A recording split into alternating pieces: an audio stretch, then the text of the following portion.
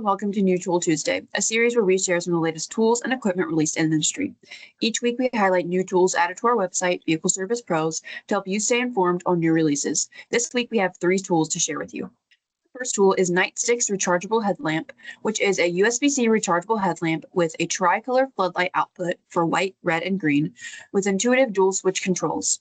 Next is GripEdge Tools 3/8" Drive RPT low-profile dual-action driver sets, which come as metric, SAE, or star. Each set's bits measure just 1 to 1/16 inch, or 27 millimeters in length, allowing for greater access in recessed or tight spaces. Finally, our last tool is the Bone-Ster Creeper from SFA Companies, which features a dog bone body contour and is made entirely in the USA. The Creeper has a lightweight design at only 13 pounds and is able to hold 400 pounds. Thanks so much for joining me today for New Tool Tuesday. As always, if any of these products pique your interest, just give us a shout on our socials. Keep your eyes peeled for new products featured in both our newsletter and print issues by following the links below. See you next week.